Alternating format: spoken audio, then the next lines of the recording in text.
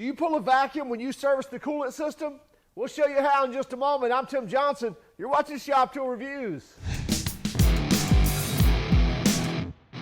Today we've got the OEM Tools model number 24444, and it's their Airvac coolant refilling system. So basically this thing is going to pull a vacuum on your cooling system and then use the same tool to actually pull the coolant in and fill it to its proper position. Now, why do we need something like this? Well, for the past 20 plus years, we've been seeing cooling system get more and more closed, if you will. In other words, they're not only sealed systems, but they're almost impossible to burp. We'll get those air pockets in there, and I really don't care which manufacturer you're talking about, whether you're talking about a GM LS style engine, Ford Coyote engines, even your Lexus, your BMWs, your Mercedes. All of them are very critical when it comes to getting the air out of the cooling system. You get an air pocket in there, we've heard many stories, as you have, of engines either overheating or problems happening to the system because there is air trapped in the cooling system. Now, we used to have bleeder valves, things like that, to actually bleed that air out. Even in the old days, you do no more than just maybe squeeze the radiator hose a few times, crack the radiator open a little bit and let it burp out that system. It's not that easy anymore. So if we pull a vacuum on the system, we can accomplish a few things. Number one, we can check to see if there's any leaks, because once we pull that vacuum down, we can close off the valves, look at the needle on the vacuum gauge and just see, are there any leaks in the system or does it hold the vacuum? Much like you do an air conditioning refill or when you're pulling down a vacuum on an air conditioning system. Anyway, and we can also draw in that new coolant without having to wait for it to burp or to pour it in little by little or what have you. It's actually going to evacuate all that air and then draw in that new coolant, because now we have a vacuum on it and it's going to pull it in, and it's not going to pressurize the system. So it's not going to do more than filling it. It's going to fill to its proper amount, and then we may have to adjust it to hit that line dead on the actual refill tank. Anyway, let's put this to use. Let's take a closer look at this little gadget. Again, it's the OEM Tools. It's their model number 24444. So let's dive in, take a closer look, and then we've got a project we can actually use this on. Then we'll come back and talking about pricing, where you can get it, what we think of it. Let's get started. As I mentioned, this is the OEM Tools Airvac cooling system refiller. So it's going to pull a vacuum on the cooling system as well as refill it. Pretty cool looking unit here. You can see there's a couple of valves. We have a vacuum gauge here, so that's going to show us when we're pulling a vacuum. We have a refilling hose here, so this is actually going to go into your bottle of coolant or bucket of coolant or however you're going to do that. And this is the Venturi. And when I say Venturi, what is a Venturi? Well, basically it's using an air passage to create a vacuum. So in here we're going to create that Venturi effect, which is when air passes by here, it's going to draw it out of here. And this will connect right here onto this guy. That snaps right into place. And so now we're going to, as I mentioned, we're going to hook up our air hose here.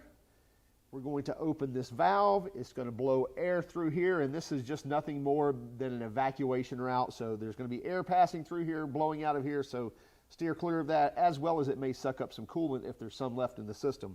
We'll show you that here in just one moment. So now it's going to draw air through here, and if we have this valve open, it's going to pull the coolant in. If we have it closed, it's going to draw a vacuum through this hole here, which will be sealed onto the coolant system, probably the refill tank, maybe the radiator, but probably the refill tank, depending on what vehicle we're working on. So what we have right here is we have a little, it's like a rubber gasket of a certain thickness, and then we have additional reducer bushings that come with the kit. Looks like 6 additional reducer bushings, and they're even marked on here, so that says 45 millimeter. Obviously, that's kind of a variable there, so if you have a real small system and we don't have one that's identical to it, that's where you can use that one. And so that one's 35 millimeter. So they're all marked, as well as you can probably just play around and figure out which one works the best. And so there's one already on here. Once we start closing this down, this will actually start bulging out here in the middle. So it's just basically closing up a screw and pushing on that rubber bushing, and expanding that so that that seals against the neck of the of either the refill bottle or the opening of the radiator wherever we're accessing that coolant. So then we can back that back off, and that's how we get a seal on the cooling system so that we can not only draw a vacuum on it but also then refill it. Here's a really cool thing. When we need to put a different bushing or use a different bushing, we don't have to take this one off that comes with it. That always stays on it. This one just slides over the top. So whichever bushing we need to use, that just slides on and then slide it back off. So you may want to put a little bit of WD or a little bit of coolant on there to lube it up. But basically, you just slide those on and then slide them off. No need to remove the one that it actually comes on there. In fact, you don't want to do that. There's an O-ring in there that actually seals this up. Really good quality looking unit. I've seen a lot of plastic units, but love the aluminum housing. Looks like this is stainless steel. We get these nice ball valves here, these quarter turn ball valves. So I love seeing that. So let's actually go use this and see what we think about it. Okay, first thing we're going to do is figure out which bushing is going to work best in our rig here, and looks like that one's dead on. So that's the 40 millimeter. That's a little tight, should work fine. The thinner one's going to wobble a little bit, so I think that one will be our best bet.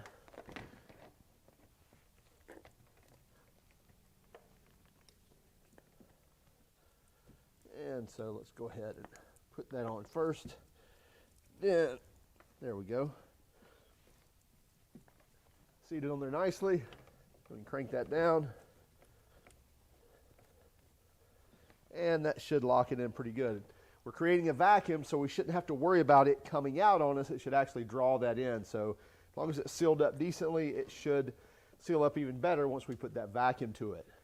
Now we want to make sure our ball valves are closed, so we're going to close that one. We're going to close this one. And then we need to hook up our venturi. Pull the coupler back. There we go. And now we'll hook up our air line here.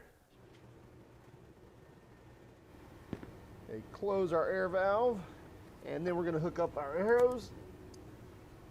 Now we've got air hooked up, nothing going through it. As I mentioned before, this is our venturi. This is where air will escape, as well as additional coolant that may be left over in the system, so beware of where that's pointed at. And this is where our coolant's going to draw up from, but again, we have the valve here closed. So first what I'm going to do is I'm going to open this to basically to the cooling system.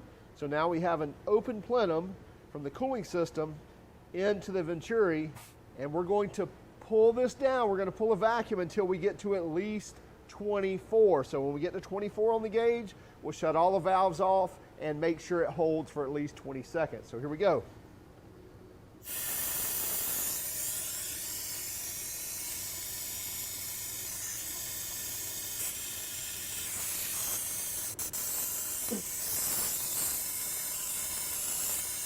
One thing I forgot about was this vent tube was vented to atmosphere, and I didn't have it closed off.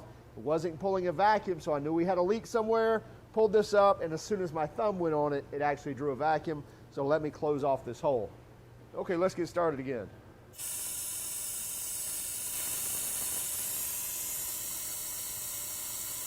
Now our needle's already moving.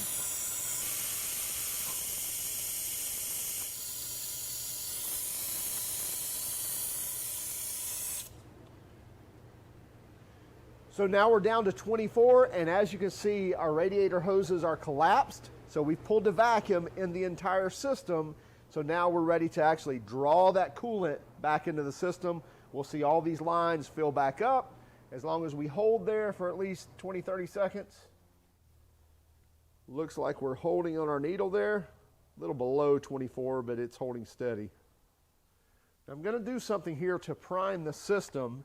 We should really be able to take this venturi off, but since there's still air left in our filler supply line, I'm going to take my line, I'm going to stick it down here in my coolant, which by the way, it fits right there in the mouth of a regular coolant bottle. And now I'm going to open the venturi again.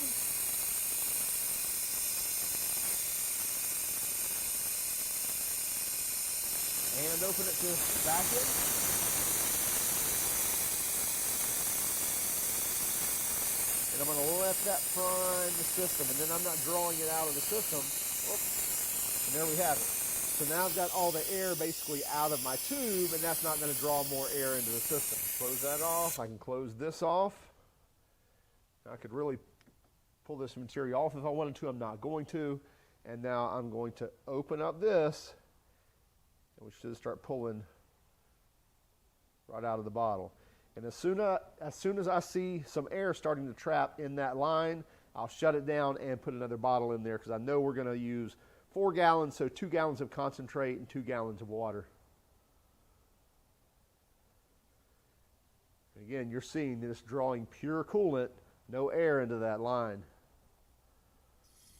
Oh, so now I'm hearing air start pulling there.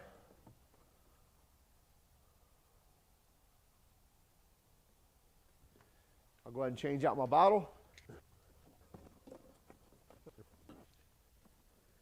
We've still got vacuum on the gauge.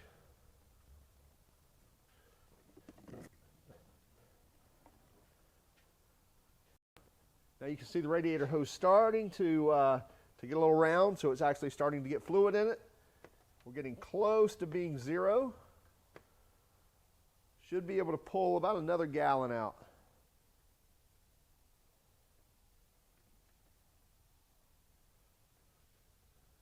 Okay, now we're full, so I can close off all my ball valves. I can unhook my air, obviously pull my venturi off.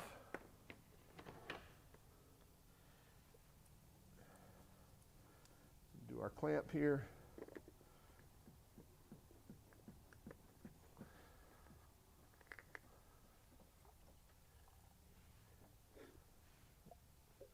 Open up this ball valve and purge everything in there.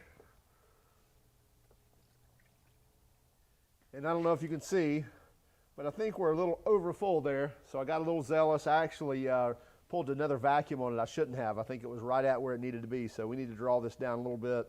So don't make that mistake. But we pulled a vacuum on the entire system. Now we know the system's got a thorough column of fluid, of coolant in there. So we're not going to have any hot pockets, any air bubbles in the system. So it worked really well. Make sure you take your stopper out of your vent tube.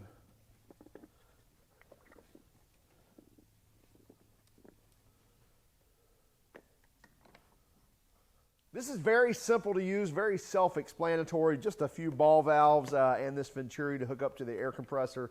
Once you hook it up, you'll totally understand how this all works. Comes with all these different adapters to help seal into whatever, orifice you have, what size, and even this tapered one should fit into just about anything. The really cool thing about this is you're pulling a vacuum on the entire system. The engine block, the heater core, heater cores if it has multiple, like this Suburban did. It's got 2, one in the front and one in the rear. So it's doing more than just flattening out the hoses. It's actually pulling a vacuum on the entire system and then dumping that charge, dumping that coolant back in the system. We overworked it a little bit and actually overfilled it. I should have just left it alone, but I tried to re-pull a vacuum on it and drop it in again, and I overfilled it. So that's my mistake on that. It did great. We were very happy with this. I love the build quality of it. I love the aluminum housing. Ball valves are top quality, so you can actually shut them off either way. They're really quarter-turn valves, but they actually turn 180 degrees, meaning on is when you have it in line with the system on all of these. To shut it off, you can turn it either way. So you don't have to really have any memory to shut it off. Just push it one way, it's going to shut off. So just in 1/4 turn, it's going to fully open or fully close. The vacuum gauge was very easy to read, and again, it's going to give you kind of multiple functions there. It's going to actually draw the vacuum down so you can see how much vacuum you're pulling, as well as it's a leak test as well, where you can watch it and make sure it holds there for a minute or so before you dump the coolant back in. Hey, as far as price goes, $85 is what we found this for, and I believe on Amazon, I believe it was next day as well. So this was available in our area. Obviously, that's going to change. We are a Prime member, so that may change in your area. But again, we saw it to where it was available the very next day to actually get this, and for less than $100. Like I said, $85. I believe the warranty on it is 1 year. We will put that in the description as well. Hey, would you keep track of us on Instagram, Facebook, and Twitter? And by the way, if you liked our video, would you hit the like button? And if you hated our video, then give us a dislike. Give us that thumbs down. But would you let us know in the comments why? Have a great day and keep smiling.